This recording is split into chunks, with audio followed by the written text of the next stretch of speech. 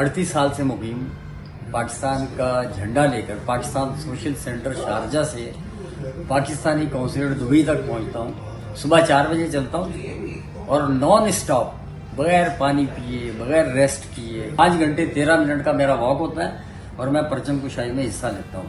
बाद लोग कहते हैं कि डॉक्टर साहब के पास गाड़ी नहीं है, बाद लोग कहते हैं डॉक्टर साहब के पास पेट्रोल के पैसे नहीं, इसलिए पैदल आते हैं शारजा से दुबई।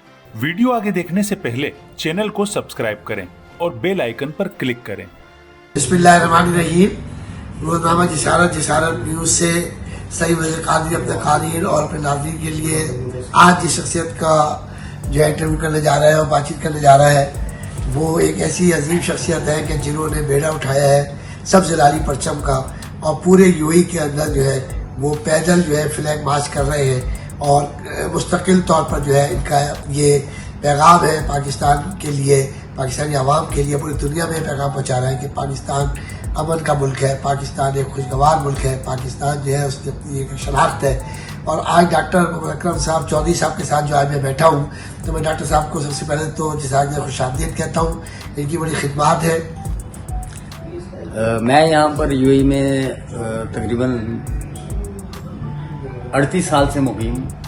गुज़िश्ता 10 साल से मैं पाकिस्तान का झंडा लेकर पाकिस्तान सोशल सेंटर शारजा से पाकिस्तानी कौंसलेट दुबई तक पहुंचता हूं। सुबह 4 बजे चलता हूं और नॉन स्टॉप बगैर पानी पिए बगैर रेस्ट किए मैं मुसलसल पैदल मार्च करता हूं और पाकिस्तान कौंसलेट दुबई पहुंचता हूं सुबह 9:14-15 पर, यानी 5 घंटे 13 मिनट का मेरा वॉक होता है और मैं परचम कुशाई में हिस्सा लेता हूं।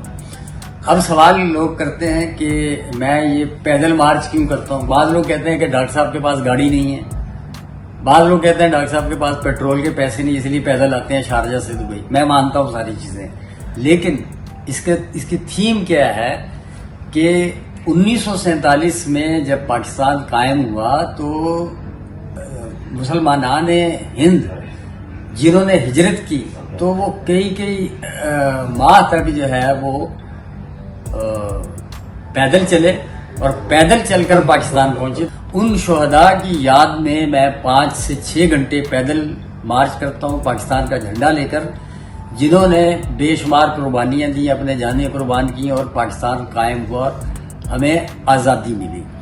अब इसके बाद कादरी साहब नंबर आ जाता है यूएई की यौमुल वतनी का। तो चूंकि हम यूएई को अपना घर ही समझते हैं, अपना ही वतन समझते हैं, तो मैं हर साल यौमुल वतनी में फ्लैग लेके इसका यूएई का मैं पैदल मार्च करता था। इस दफा गवर्नमेंट ऑफ यूएई ने मुझे फ्लैग एम्बेसडर ऑफ यूएई का खिताब दिया है और इंशाअल्लाह ये अवार्ड जो है मुझे 2 दिसंबर को यूनियन स्क्वायर पर दिया जाएगा और मैं तकरीबन रोजाना 4 से 5 घंटे हर अमारात के अंदर यूएई का फ्लैग लेके पैदल चलता हूँ।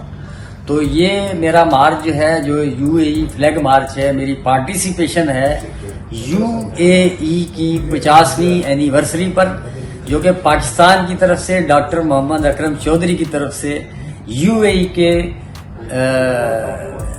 Father of the nation his highness late Sheikh Zayed bin Sultan on Nahyan को एक ट्रिब्यूट है, खराज तहसीन है मेरा।